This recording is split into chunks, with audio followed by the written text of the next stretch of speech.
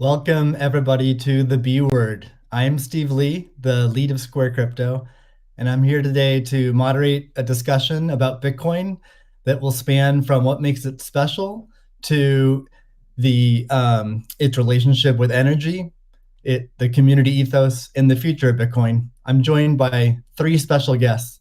The first is Cathie Wood, founder, CEO, and CIO of ARK Invest. Next is Elon Musk, techno king of Tesla and chief engineer of SpaceX. And finally, Jack Dorsey, CEO of Square and CEO of Twitter. So we have a lot to talk about today. So let's get to the talk and get right to it. I'm going to start off by asking each of you a question, which is what's shaped and influenced your views on Bitcoin? And let's start with Cathie.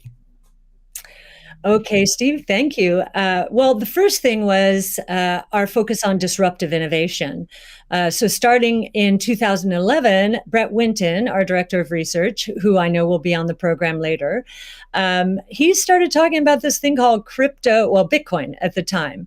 And it was a curiosity as we were doing our brainstorms in research. But as we learned more about this open source ecosystem, that might fulfill the role of the payment system that the internet neglected to build into the system, not expecting commerce. We thought, this might be something.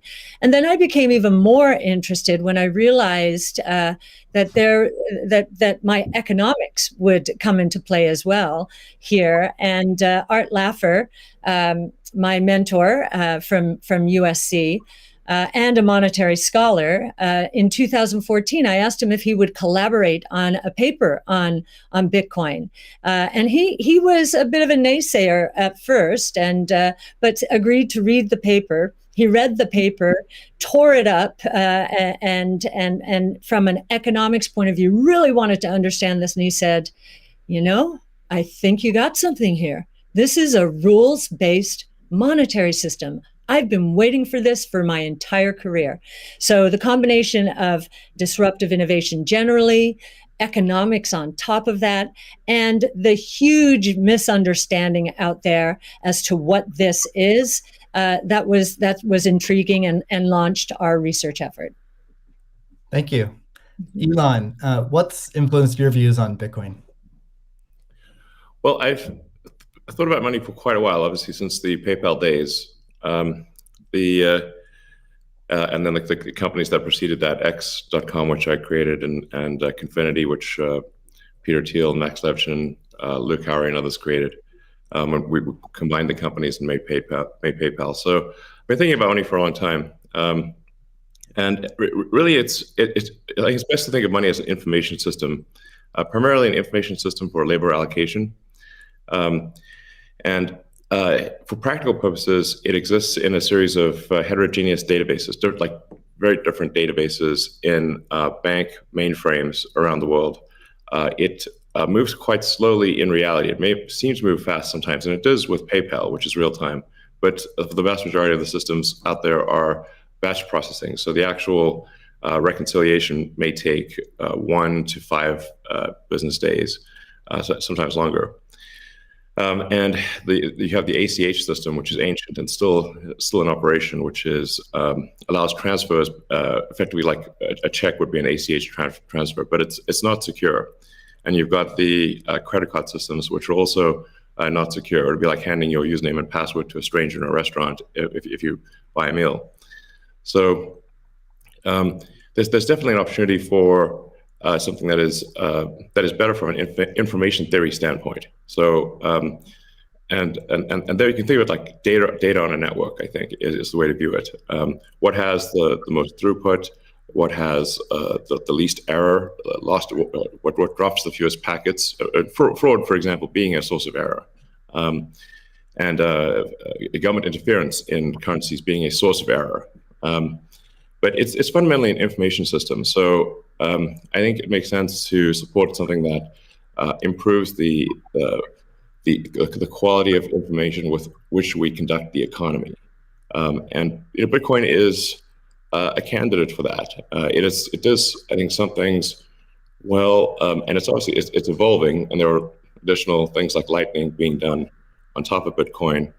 But Bitcoin per se is mostly solving for scarcity, or rather solving for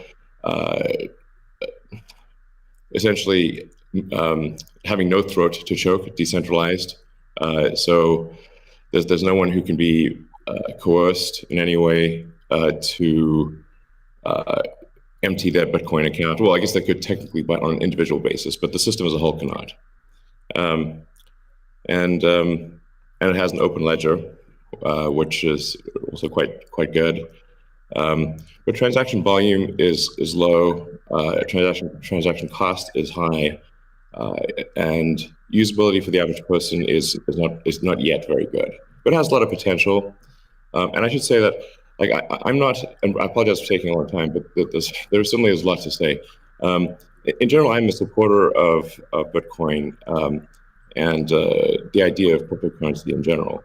But as I've said publicly, we do need to watch out for crypto taking, especially Bitcoin, using proof of work to maybe use energy that's maybe a bit too much and not necessarily good for the environment.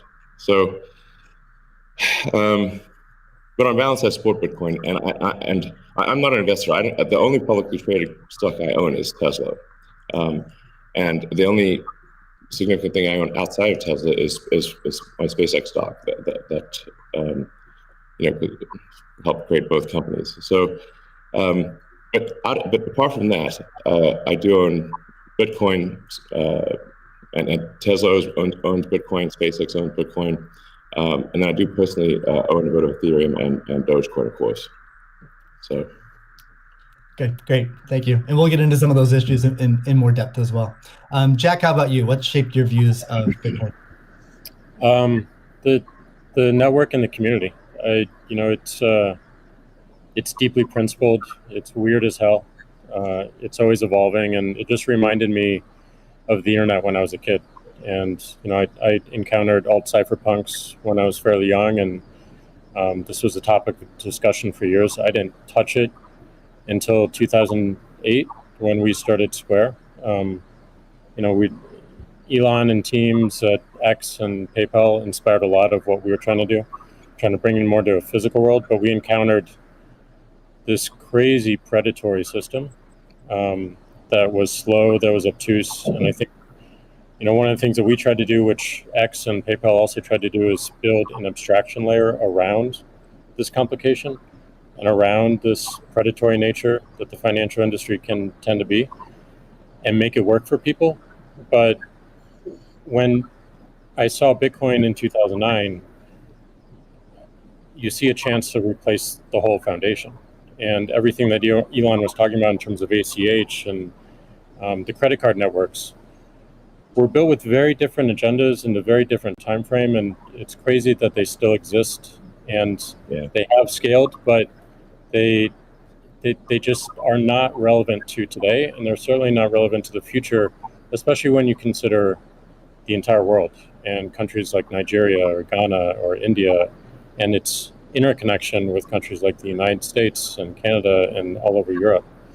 So what really drove my thinking and drives my passion around it is, like, if the internet gets a chance to get a native currency, what will that be? And to me, it's Bitcoin, because of those principles, because of that creation story, because of its resilience, because of the number of tests it's been. But what inspires me the most is just the community driving it. It just reminds me of the early internet. It's the only reason that I have a career, because I learned so much from people like who are building Bitcoin today, and I continue to learn in that sense, and I'm so grateful for it. So that's a good segue into the next question I'd like to ask you, Jack. Is you said before that Bitcoin changes everything. Can you speak more to that? Well, I just think that a lot of what we experience in life, when you really get down to the foundation, a lot of our monetary policies, a lot of our monetary systems cause so much distraction and so much cost. And when you get to a system where you have the potential for people to truly own it, they can verify it themselves. You don't have to have trust going in. You don't have to trust it at all. You can verify it through source code or whatever your appetite is. And that any